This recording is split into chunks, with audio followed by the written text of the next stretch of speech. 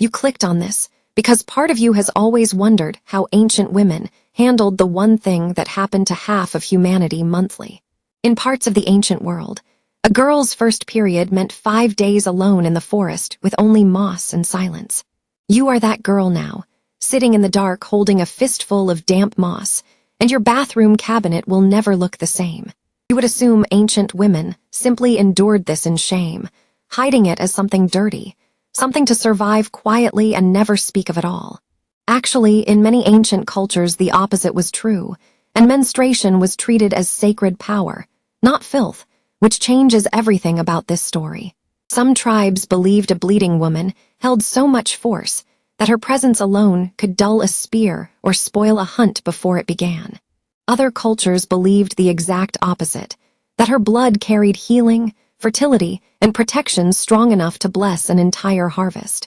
Come with Kate as she walks you through every era, every belief, and every strange, clever solution humans invented long before pharmacies existed.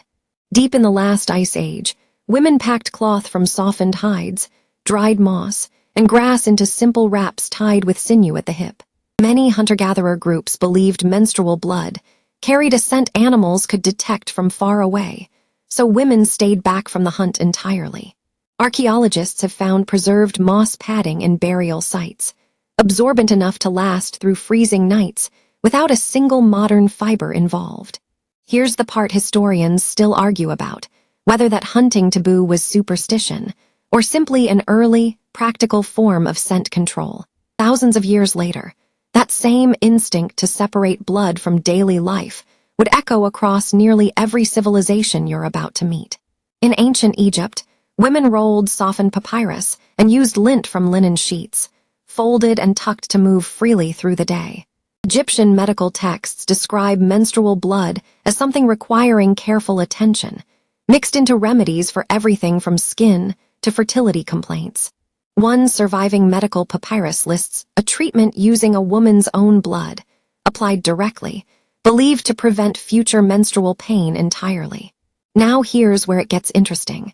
Egyptian doctors were tracking menstrual cycles on papyrus nearly 3,500 years before modern calendars existed.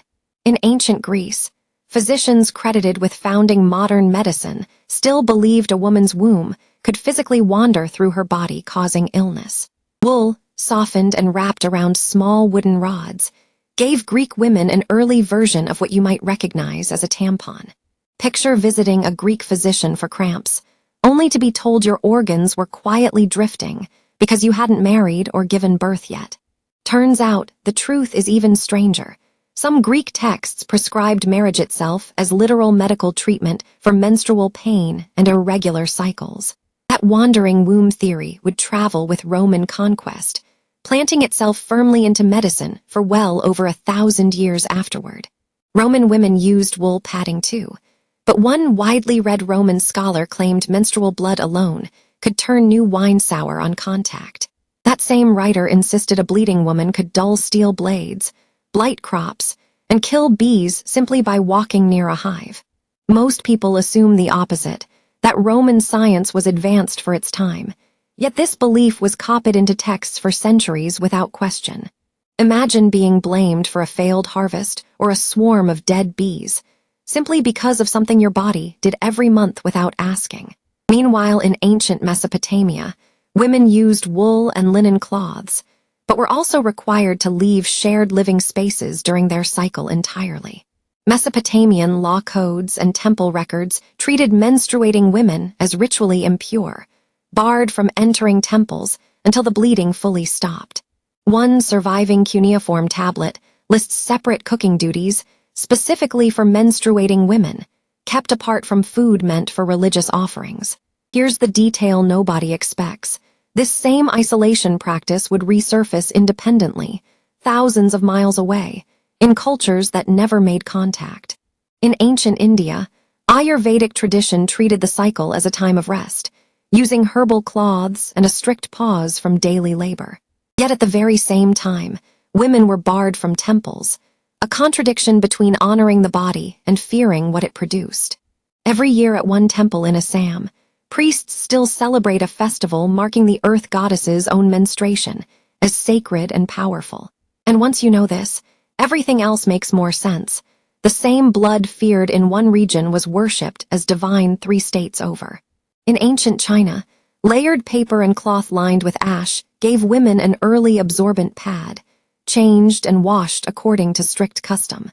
Traditional medicine framed the cycle through yin and yang balance, and imbalance was blamed for everything from headaches to bad luck. Some historic Chinese texts advised women to avoid cooking or touching preserved food during their cycle, fearing the food would spoil. But that's not the wild part. Certain wells and shared water sources were considered off-limits to menstruating women in some regions for centuries. In ancient Japan, early paper products offered a version of a pad, refined over centuries into something close to what stores sell today. Shinto belief tied blood to a concept called kegare, a kind of spiritual impurity that could disrupt the balance of sacred spaces. Menstruating women were historically barred from certain shrines, and even from stepping onto the ring during traditional sumo wrestling matches. Now consider what this really meant. A belief about impurity written centuries ago still shaped who could stand in a specific ring recently. Jump to medieval Europe, and most women relied on simple cloth rags, washed and reused, tucked beneath layers of heavy wool clothing. Folk belief across the period claimed menstrual blood could cure warts, kill weeds, or curse an enemy's crops if handled correctly. One widely repeated medieval text warned that a child conceived during a woman's cycle would be born weak, sickly, or deformed. But there's a catch. Physicians of the same era also prescribed menstrual blood as an ingredient in remedies for plague and fever. So a substance considered dangerous enough to curse a field was simultaneously bottled and swallowed as medicine in the very same century. Across the ocean, many indigenous North American nations used soft moss and hide padding, tied simply and changed throughout the day. Rather than shame, many nations built dedicated moon lodges, a separate space where women rested together during their cycle entirely. This is where the story splits sharply from Europe. Moon lodges were often described as places of honor, rest, and quiet spiritual power. Elders in several nations taught that a woman's monthly time connected her directly to the pull of the moon and tides. Think about resting in a lodge built specifically for you, surrounded by other women, while your usual daily labor simply waited outside. In the Aztec and Maya world, women used softened maguey fiber cloth, a plant material woven specifically for absorbency and comfort. The Aztecs worshipped a goddess associated with filth, sin, and forgiveness, who was also connected directly to menstrual blood and purification. That same goddess was believed to absorb human wrongdoing, much like cloth absorbed blood, tying the body directly into religious ritual. Here's what actually happened next. Confession to this goddess was only permitted once in a lifetime, making the ritual rare and deeply serious. Across parts of sub-Saharan Africa, women historically used soft grasses, banana fiber, and animal hide, materials chosen for their availability and comfort. In several Aboriginal Australian communities, bark fiber and ash were used, alongside initiation ceremonies marking a girl's first cycle as a major life event.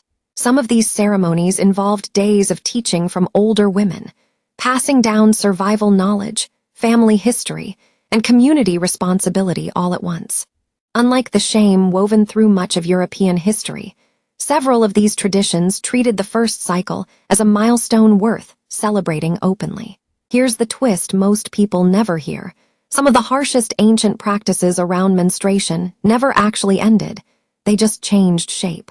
You'd assume total isolation huts were purely an ancient relic, something confined entirely to old texts and archaeological sites from centuries ago. In parts of rural Nepal, a practice called chhopati still sends menstruating women and girls to sleep alone in small outdoor huts. These modern huts, often unheated and poorly ventilated, have been linked to deaths from exposure, smoke inhalation, and animal attacks in recent years. The practice has been legally banned since 2005 and criminalized further in 2017, yet it continues quietly in some remote communities today. And this is where it gets uncomfortable. The same fear of impurity recorded on a Mesopotamian tablet still echoes in a hut standing right now. So you're not just watching ancient history here, you're watching a belief that traveled thousands of years and somehow never fully let go. Go back to that first night in the forest, the fistful of damp moss, the silence, the girl waiting alone for morning to come. She wasn't cursed, she wasn't broken, and she wasn't the only one. She was one woman in an unbroken line stretching across every continent. From moss to papyrus to paper to plant fiber, the material changed constantly. But the question underneath it never really changed at all. Every culture on Earth eventually asked the same thing. How do you live alongside something your body does every single month without fail? And every culture on Earth eventually answered. Sometimes with shame, sometimes with reverence, but always, somehow, women found a way through it.